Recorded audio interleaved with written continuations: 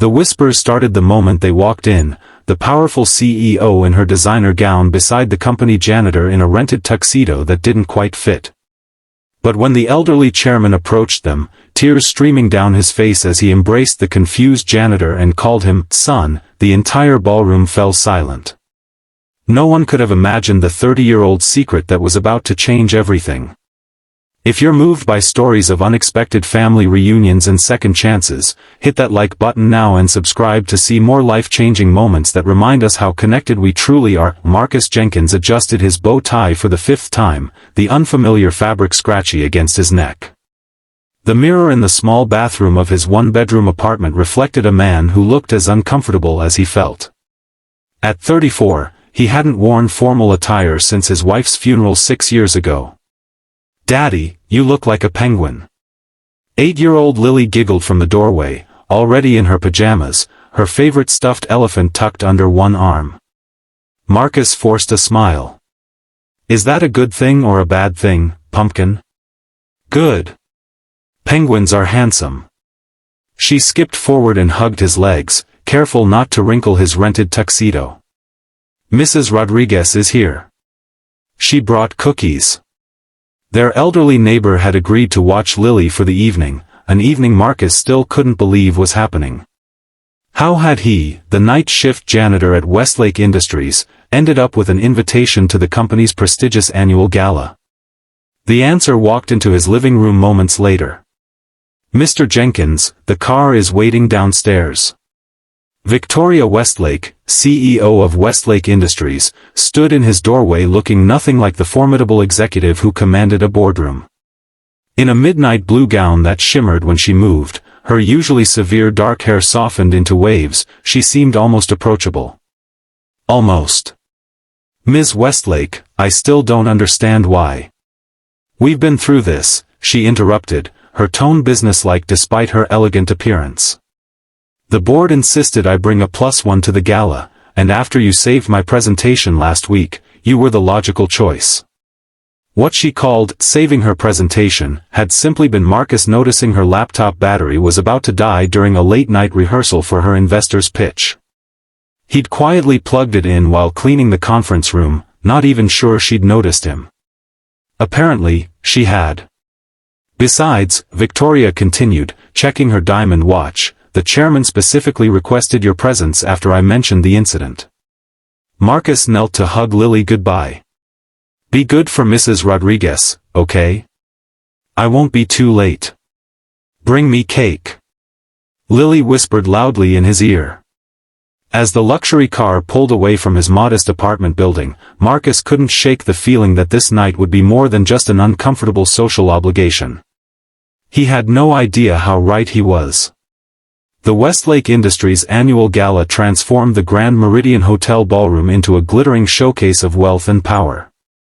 Crystal chandeliers cast prismatic light over tables adorned with arrangements of white roses and silver candelabras. The city's elite mingled, their combined net worth likely exceeding the GDP of a small nation. Marcus felt the stares as Victoria led him through the crowd. He heard the whispers. "Isn't that the janitor? What is Victoria thinking? Must be some kind of charity case." Victoria seemed oblivious, or perhaps indifferent, to the murmurs. She navigated the room with practiced ease, introducing Marcus with the same tone she might use for any colleague. If she noticed how the conversations awkwardly shifted when she mentioned his position at the company, she gave no indication. "Victoria, darling." A woman in her 60s with impeccably styled silver hair approached, air-kissing Victoria's cheeks. "The event is magnificent as always. And who is your guest?" "Margaret, this is Marcus Jenkins. He's part of our facilities management team."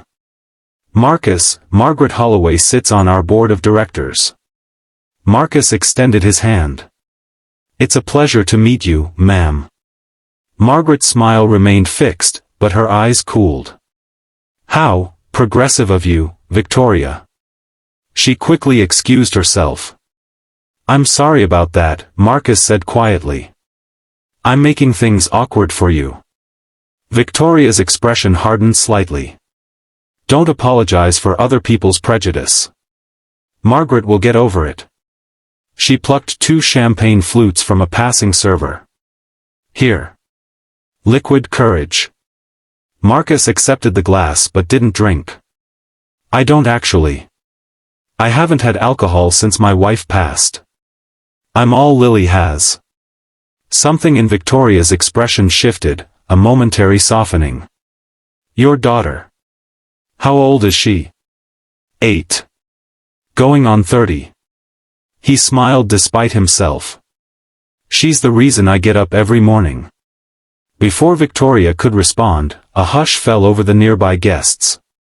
The crowd parted to reveal an elderly man making his way toward them, leaning heavily on an ornate cane. Though his body appeared frail, his eyes were sharp and alert beneath bushy white eyebrows. The chairman, Victoria whispered, straightening her posture. Edward Westlake. My grandfather. Marcus had seen photographs of the company's founder in the lobby, but they hadn't captured the commanding presence of the man. Even in his 80s, Edward Westlake carried himself with the confidence of someone who had built an empire from nothing. Victoria. The old man's voice was surprisingly strong. Is this him? Victoria nodded. Grandfather, may I present Marcus Jenkins? Marcus, this is Edward Westlake, founder and chairman of Westlake Industries. Marcus extended his hand. It's an honor to meet you, sir. Edward ignored the outstretched hand. Instead, he stared at Marcus with an intensity that made him uncomfortable. The old man's eyes traveled over Marcus's features, lingering on his eyes, his jawline, the shape of his ears. My God, Edward whispered. It's true. And then, to the astonishment of everyone watching, none more than Marcus himself, Edward Westlake's eyes filled with tears. He stepped forward, abandoning his cane, and embraced Marcus in a fierce hug. My boy, he said, his voice breaking. My son. The champagne flute slipped from Marcus's fingers, shattering on the marble floor as the entire ballroom fell silent. The next hour passed in a blur. Security discreetly escorted Marcus, Victoria, and Edward to a private suite upstairs, away from the stunned guests and their buzzing phones. Marcus sat rigidly on a plush sofa, his mind racing to make sense of the chairman's words. There must be some mistake, he said for the 3rd time. My father was James Jenkins. He died when I was 12. Car accident. Edward sat across from him, his initial emotion now controlled behind a businessman's composure. James Jenkins was a good man. He raised you as his own, and for that, I will be eternally grateful to him. What are you saying? Marcus's voice rose. That my entire life has been a lie. Victoria, who had been silently observing from near the window, spoke up. Grandfather, perhaps we should give Mr. Jenkins some space to process this. Edward shook his head. No more time. I've wasted 34 years already. He leaned forward, his eyes locked on Marcus. Your mother's name was Eleanor. She worked as my executive assistant in 1991. We fell in love, though I was married at the time, unhappily, but married nonetheless. Marcus felt as though the floor was tilting beneath him. This is insane. When Eleanor discovered she was pregnant, my wife threatened to take everything, the company, my reputation, my relationship with my daughter, Victoria's mother. I was a coward. Edward's voice cracked. I gave Eleanor money to disappear. She married James Jenkins, a kind man who agreed to raise you as his own. If this is true, Marcus said, struggling to keep his voice steady, why come forward now? After all these years? Cancer. Edward stated it plainly. Terminal. When Victoria mentioned a janitor named Jenkins who had helped her, something made me ask for a photograph. You have your mother's eyes. I knew immediately. Marcus stood abruptly. I need to go. Lily, my daughter, she's waiting for me. Please, Edward said, rising with difficulty. I understand this is overwhelming. But I don't have much time left. I'd like to know my son. And my granddaughter. Marcus looked at the old man, this stranger claiming to be his father, and felt nothing but confusion and anger. I need to think. I need to go home. Victoria stepped forward. I'll have the car brought around. As Marcus turned to leave, Edward called after him. Marcus. I know I have no right to ask anything of you. But please consider taking a DNA test. If not for me, then for yourself. And for Lily. The mention of his daughter's name stopped Marcus in his tracks. He gave a curt nod without turning around, then followed Victoria out of the room. The ride back to Marcus's apartment was silent. Victoria sat beside him in the back of the luxury car, her face illuminated by the passing streetlights. Finally, as they neared his building, she spoke. I had no idea. I swear to you. Marcus stared out the window. I believe you. What will you do? He turned to look at her. In the dim light, with her perfect makeup slightly smudged and her professional facade cracked, Victoria Westlake looked surprisingly human. I don't know. Take the test, I guess.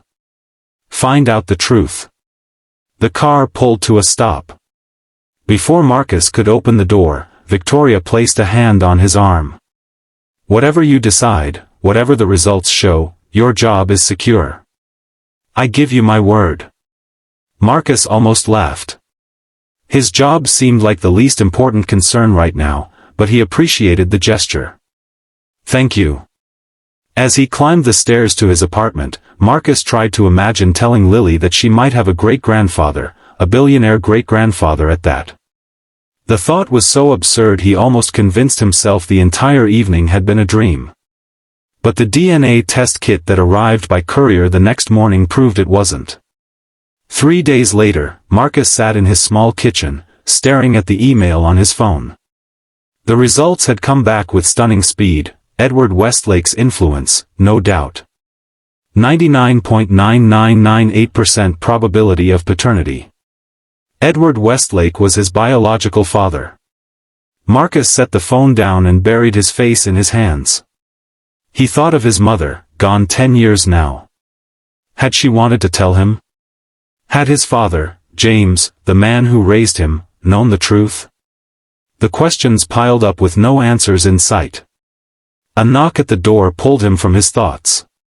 When he opened it, Victoria Westlake stood in the hallway, dressed in casual clothes, jeans and a simple blouse, looking nothing like the CEO he knew from work. May I come in? She asked. Marcus stepped aside, suddenly conscious of his modest apartment with its second-hand furniture and crayon drawings taped to the refrigerator. Victoria's eyes took in the space, lingering on a photograph of Marcus and Lily at the park. Is your daughter home? She's at a friend's birthday party. I'm picking her up in an hour. Victoria nodded, then handed him an envelope. Grandfather asked me to give you this. He's been admitted to the hospital. The doctors say it's a matter of weeks now. Marcus accepted the envelope but didn't open it. I got the test results. I know. He did too. Of course. Edward Westlake wouldn't wait for Marcus to share the information. He's my half-sister's daughter, Marcus said, working it out. Which makes you my niece. Victoria finished, a hint of a smile touching her lips. Apparently. The absurdity of it, that this powerful woman who signed his paychecks was actually his niece, finally broke through Marcus's shock. He laughed, a short, disbelieving sound. This is insane. A month ago, I was just worried about making rent and buying Lily new shoes for school. Now I'm supposedly the secret son of one of the richest men in the city. Victoria's expression grew serious. You should read his letter. Marcus sank onto the couch and opened the envelope. Inside was a handwritten note and a legal document. He read the note first. Marcus.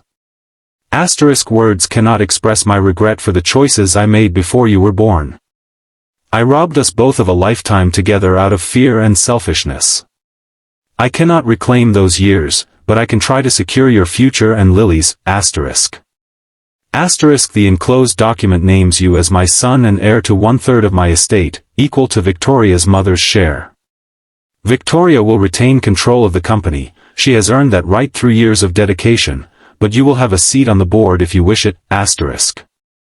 Asterisk I understand if you want nothing from me. I would still like to meet my granddaughter before I go, but I will respect your decision either way, asterisk. With love and hope for forgiveness. Your father, Edward. Marcus set the letter down, his hands shaking. I can't accept this. Victoria sat beside him. Why not? It's your birthright. I didn't earn it. Any of it. Neither did I, Victoria said quietly. I was born into privilege because of choices made before my birth. Just as you were born without it for the same reason. Marcus looked at her, really seeing her for the first time.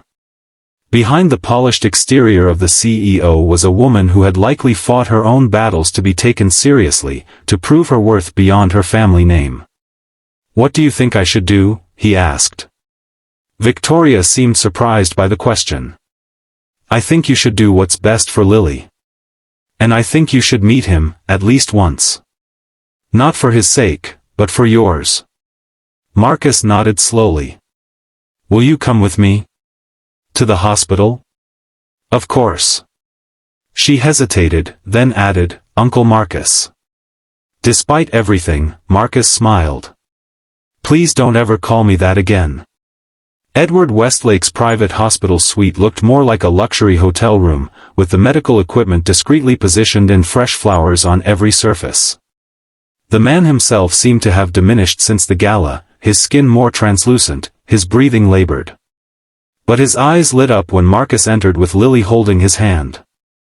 You came, Edward said, his voice barely above a whisper. Marcus nodded, guiding Lily forward. This is my daughter, Lily. Lily, this is your great-grandfather, Mr. Westlake. Lily, with a child's adaptability, showed none of the awkwardness the adults felt. You have the same eyes as Daddy, she observed, moving closer to the bed. Are you very sick? Edward smiled. Yes, little one. I'm very sick. But seeing you has made me feel much better. I brought you something. Lily reached into her pocket and pulled out a slightly squashed chocolate chip cookie wrapped in a napkin. Mrs. Rodriguez says cookies make everything better. Edward accepted the cookie with all the reverence of receiving a priceless gift.